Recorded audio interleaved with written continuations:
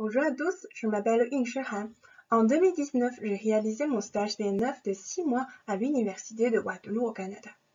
L'objectif final du projet est de réaliser une capsule robot qui délivre des médicaments ou effectue une microbiopsie dans le tract gastro-intestinal humain.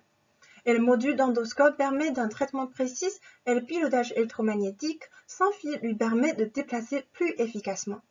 Donc, dans la conception, il y a 3 fonctions principales. Tout d'abord, il y a un aimant à une extrémité de la capsule magnétisée axialement qui interagit avec le champ magnétique externe pour se déplacer activement. Le protocole de déplacement a été établi et testé dans le travail précédent.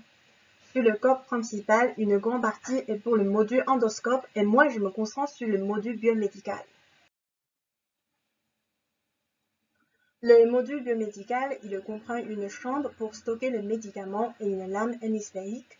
La lame est connectée à une boîte de vitesse avec 2 roues dentées et puis connectée à un aimant cylindrique magnétisé radialement.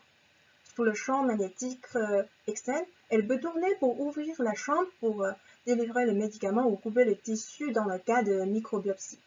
Les directions de magnétisation de deux aimants sont perpendiculaires, donc les deux modules n'interagissent pas.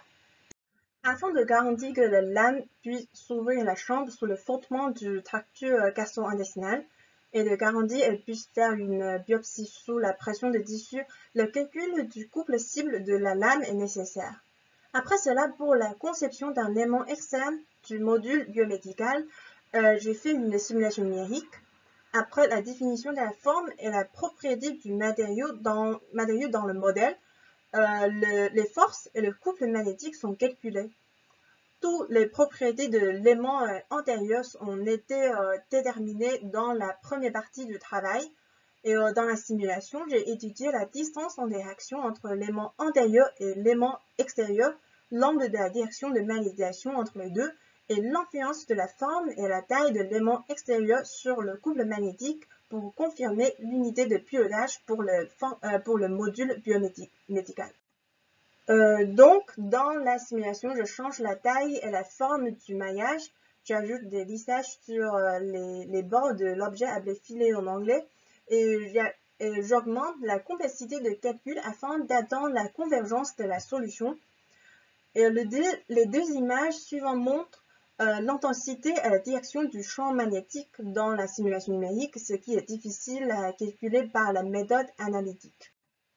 Après de nombreuses solutions numériques, je trouve que sous un volume fixe, la forme de l'aimant extérieur peut être optimisée. Donc, j'ai fait une régression non linéaire par la méthode de Moine-Garret pour étudier la relation entre le couple magnétique et la forme de l'aimant extérieur sous un certain volume.